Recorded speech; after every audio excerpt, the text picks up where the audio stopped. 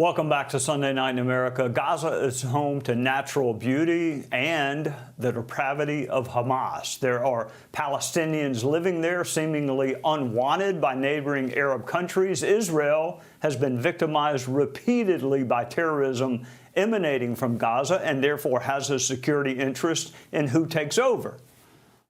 The actual idea of allowing first Gazans who want to leave. I mean, what's wrong with that? They can relocate and come back. It's a remarkable idea. And I think it should be really pursued, examined, pursued, and done, because I think it will create a different future for everyone.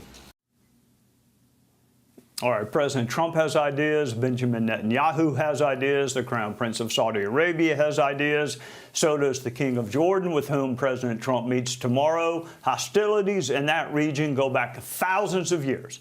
Iran is the main source of conflict currently, and the president is unambiguous about Iran. They cannot have a nuclear weapon. It's very simple. I'm not putting restrictions. They cannot have one thing. They cannot have a nuclear weapon. And if I think that they will have a nuclear weapon, despite what I just said, I think that's going to be very unfortunate for them.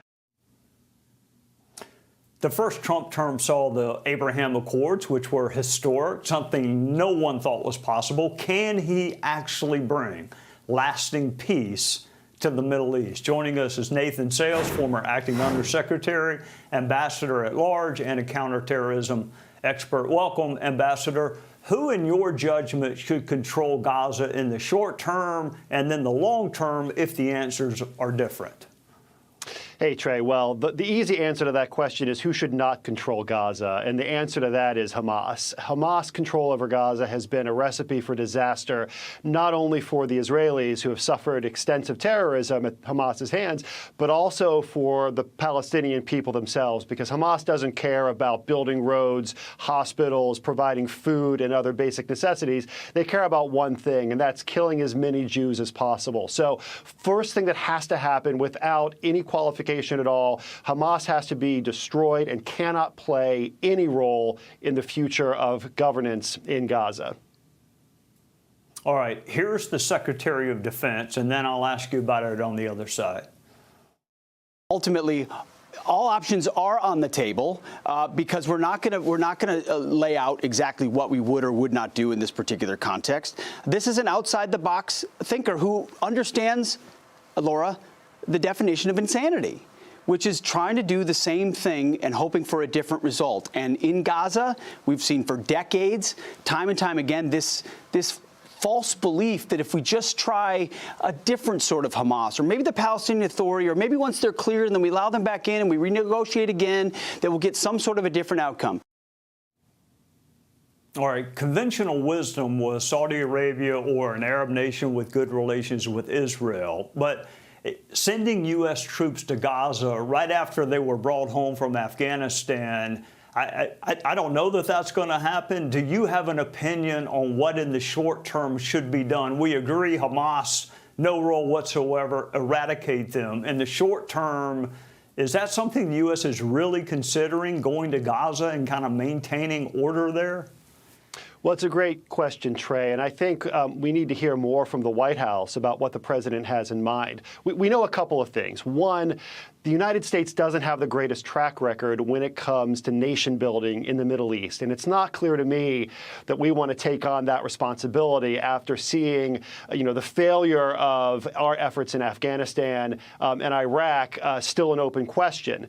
So I think we need to be very careful about sending American forces or American construction workers into Gaza with a huge target on their back. But the other thing that we also know is 50 years of crossing our fingers and hoping for the best has not produced better outcomes for the Israelis, for the Palestinians. We have to consider bold new approaches, because simply hoping for the best and maybe negotiations will eventually lead to peace isn't going to cut it. What needs to happen is the people of Gaza, the people of the West Bank, need to be de-radicalized. They need to be deprogrammed from the propaganda that has caused them to hate Israel and deny its right to exist. You fix that, real negotiations become possible, and then peace becomes possible. But simply hoping for the best, like we have for the past several decades, is not a solution.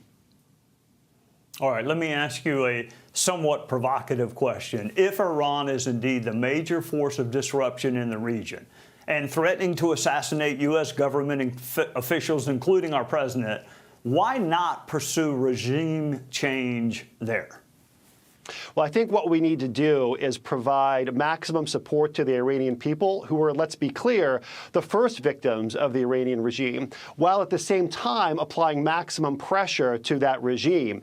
Toppling it is going to be a question for the Iranian people themselves, but we can help. We can help delegitimize the regime. We can help take away its economic sources of strength that it uses to support terrorism around the world and that it uses to suppress its own people at home. I don't think we're going to see American boots on the ground in Tehran. I don't think it's necessary. What has to happen, and we heard this from the clip from the president, Iran cannot have a nuclear weapon under any circumstances. And so we need to deny the regime the resources it uses to fund terrorism and support its nuclear ambitions. That means squeezing its energy exports. That means sanctions, secondary sanctions on insurance companies or shipping companies that move Iranian oil. We did this to great effect during the first Trump administration. The Biden folks looked the other way at sanctions enforcement, but the old sheriff is back in town, and it's time to go back to the playbook of what actually works.